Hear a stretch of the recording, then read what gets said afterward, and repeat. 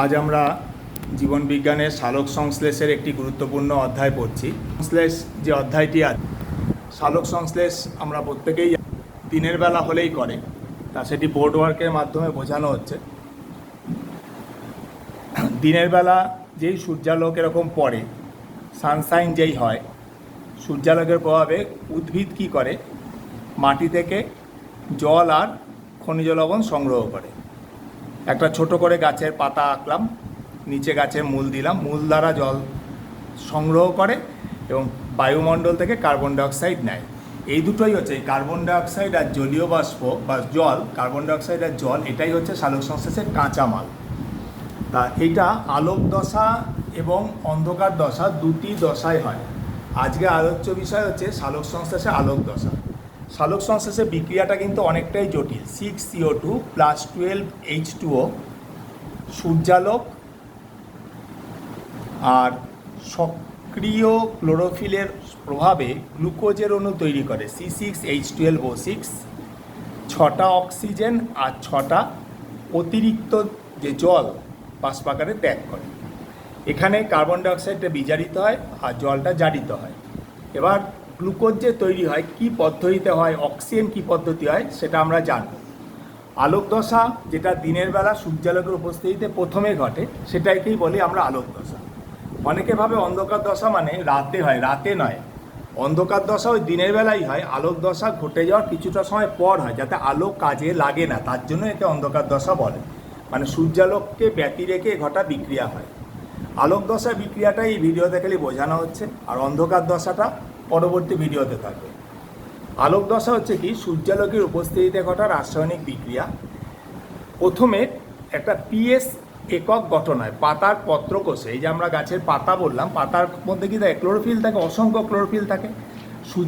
সূর্যালোকের ফোটন বলে একটা কণিকা আছে, ফোটন কণা পড়লে এই ক্লোরোফিলগুলো সক্রিয় হয়। তা ক্লোরোফিল সক্রিয় সবগুলো একবারে হয় না। একটা বাড়িতে ভোরবেলায় যখন ঘুম থেকে ওঠে, বাড়ির সব সদস্য তো একবারে ওঠে না, তেমনি পাতার ক্লোরোফিলগুলো একবারে সবাই কার্যকর হয় না।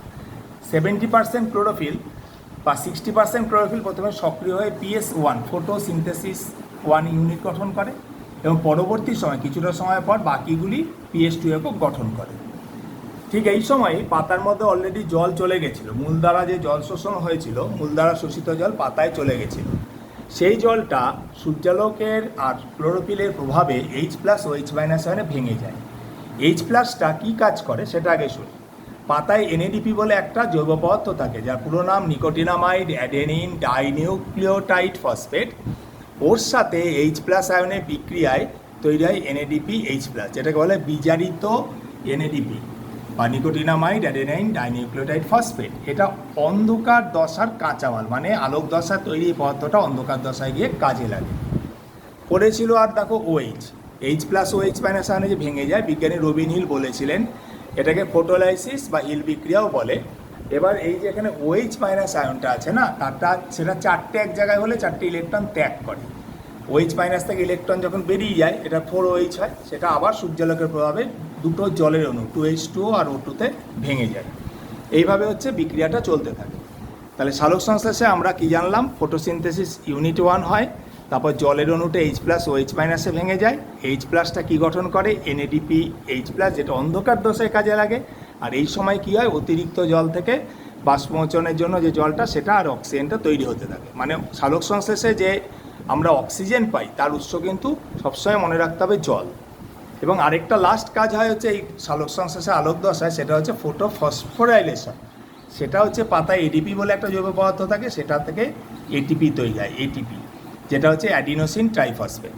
অন্ধকার দশা যখন বুঝবে তোমরা পরের সপ্তাহে, তাতে আমরা অনেকগুলো মানে জৈব পদার্থের নাম করবো, এগুলো পাতাতেই থাকে। তাই ফুল ফর্মগুলো আজকের ক্লাসে দেওয়া হলো: ADP adenosine diphosphate, ATP adenosine triphosphate, PGA phosphoglyceric acid, PGALD হচ্ছে ফসফোগ্লিসারালডিহাইড, RUBP হচ্ছে রাইবিউলোজ বিসফসফেট, RUDP হচ্ছে রাইবিউলোজ ডাইফসফেট, রুবিস্কো হচ্ছে রাইবিউলোজ বিসফসফেট কার্বক্সিলেজ। এগুলো নিয়ে আমরা বিক্রিয়া পড়ব। মনে রাখতে হবে সেখানে কিন্তু আমাদের এই জিনিসটা মেইন অংশগ্রহণ করবে, আর তার সাথে থাকবে কার্বন ডাইঅক্সাইডের ভূমিকা। কারণ কার্বন ডাইঅক্সাইডটা দেখো যেটা গ্রহণ করেছিল কাজে লাগেনি, খালি জলের কাজটাই হয়েছিল আমাদের আলোক দশায়।